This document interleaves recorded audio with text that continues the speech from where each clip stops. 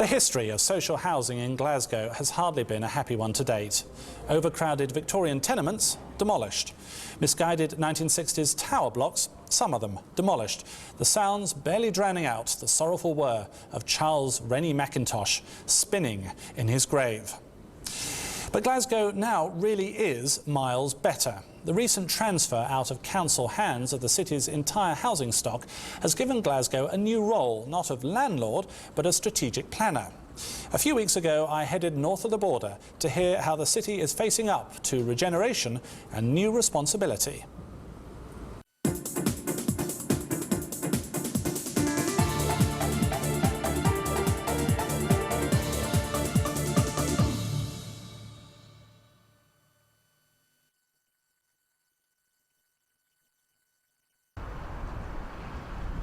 Think Glasgow housing, and this may be what first comes to mind.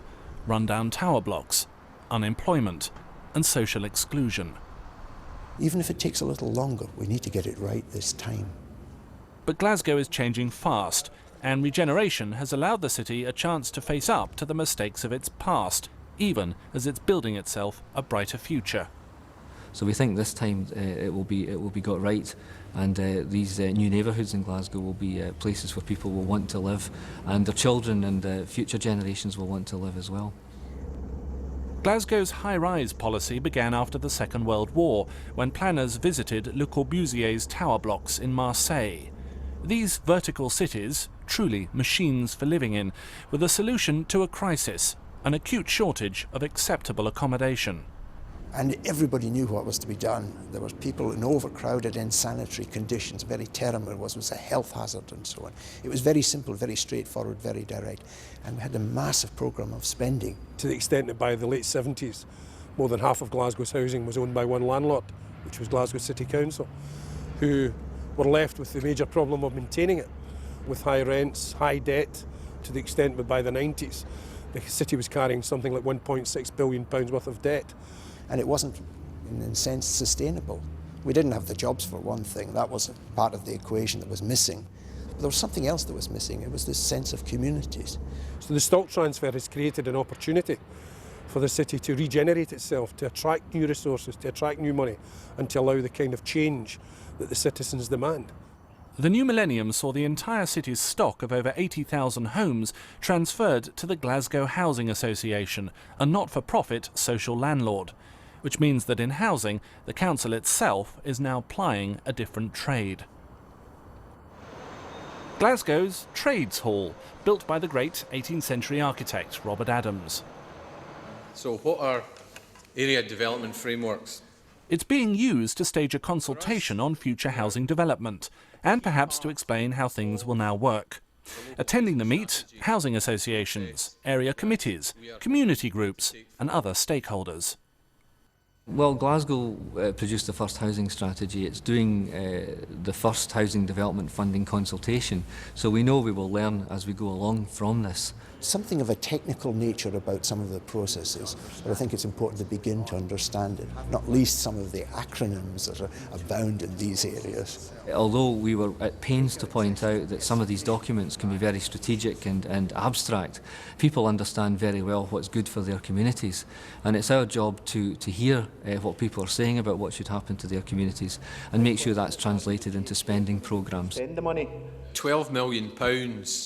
The council has just taken on board the responsibility for development funding, not just for preparing a local housing strategy and housing plan, but also to back that up with money provided by the Scottish Executive. Now Glasgow, having divested itself of its housing stock, has the opportunity to be truly strategic in what it's trying to do. The government has said that this should happen where local authorities have transferred their housing stock. They should take on the strategic housing function, and as the first authority to do this, then we're in the vanguard of doing this. Not all councils will choose to go this way, but we hope to show a good example of local democratic control of this function, and others may well choose to follow that. The transfer itself, which took place last year, has freed up a lot of investment funding. There's no question the money is there, but they're being very careful, all people involved, in not repeating the mistakes of the past. I think that's what's being said. And thankfully, we are getting that opportunity to think about it. Glasgow is definitely changing. What's happening along the Clyde is what's already happened along the Thames in London. £500 million is being spent transforming old docks and shipyards into residential property, commercial property, leisure facilities and visitor attractions. These recent builds look every bit as swanky as London's docklands. Astonishingly, this is Gorbals, thought of for much of the 20th century as one of the grimmest areas of Europe. In bygone days, bishops collected the rent here. The very name Gorbals is thought to come from the Latin word for tithe. In the 20th century, though, Gorbals was synonymous with slum. The Victorian tenements here decayed with overcrowding. 1960s and 70s high-rises also fell into disrepair. Now the locals are saying, third time lucky. Consultation has also been the key here in Corkerhill. Just over a century ago, the first tenements built here housed railway staff working on the new Glasgow to Paisley line. Now the transfer of a later generation of housing stock is creating new investment in the area. An example of community regeneration involving the local community. A few years ago we had the housing scheme come in and say that they were going to build new houses, but everything fell through. So this is Better Homes now, it's taken over, so they're building brand new houses back in front door. The new build clearly comes from a newer era of thinking, but it's being put up on the same site as the old. High quality housing for rent by a housing association and housing for sale by a private developer, uniquely happening in the same area at the same time, with the tenants still living in the old redundant council property waiting for the new house to be built to move into. But yet more consultation here has kept residents on side, even if they have had to put up with living on a building site.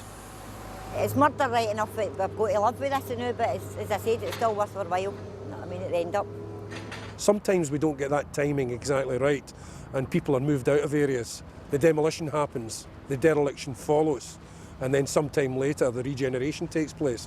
I think what we've managed in Corkerhill is to compress that process down to quite a short time frame and to allow the community to see the success of it while it's happening. Oh, it'll be great. I'm going to miss the old place, but I'm really looking forward to it. The hope now is that all of Glasgow's remaining old stock can soon follow suit. So we think this time it will be got right, and these new neighbourhoods in Glasgow will be places where people will want to live, and their children and future generations will want to live as well. Even if it takes a little longer, we need to get it right this time.